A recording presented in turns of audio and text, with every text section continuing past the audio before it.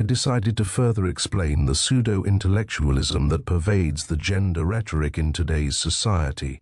Gender as a social construct. Gender as a social construct can be said to exist, however, this does not inherently mean it should have any direct meaning for what it is. The value of gender as a social construct can be seen as the same value we might give to hobbies as a social construct. Everyone might have their preferred hobby. But even in contrast with hobbies, if gender is a social construct, then it makes even more redundant and useless as a definition than a hobby, since different hobbies represent different things. From the countless amounts of genders that have been constructed, what is even the point of them if they all might relate to the same thing, which is to have a sexual preference for either males or females? It's possible for a female to look like a male, and vice versa. This does not change the general theme that someone is engaging in a relationship with someone who might be either representing male or female physical phenomena.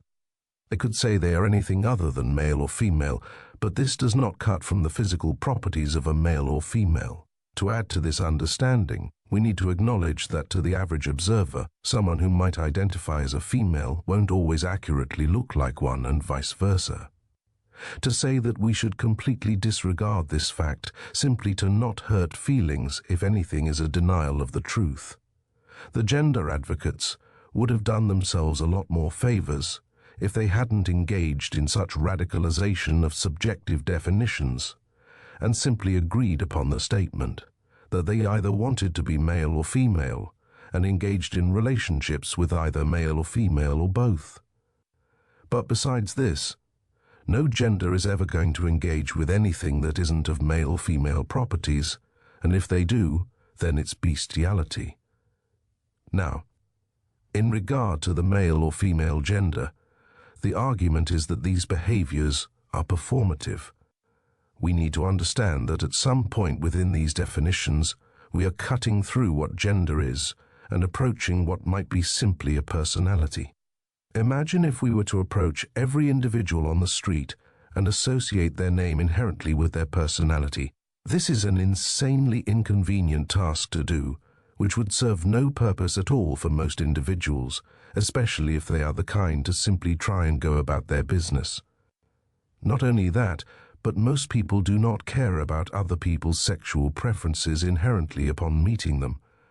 This is why most gender advocates seem morbidly obsessed with gender rhetoric or their sexual preferences, since it seems to be their main focus at any given time of the day. Truth is, people are free to be attracted to whatever individual they want. However, these traits resemble a personality more than they would gender.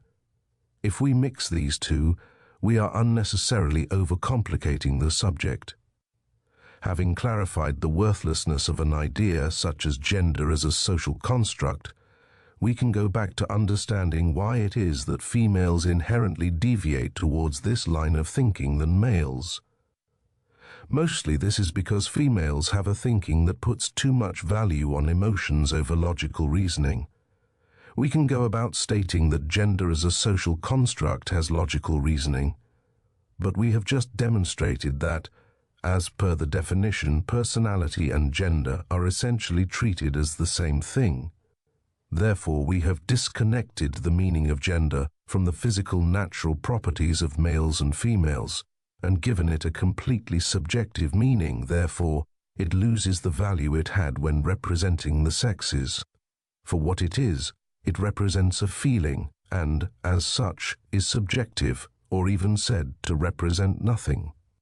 These philosophers, for as much as they claim to be genderless, have an objective, factual tendency to be female.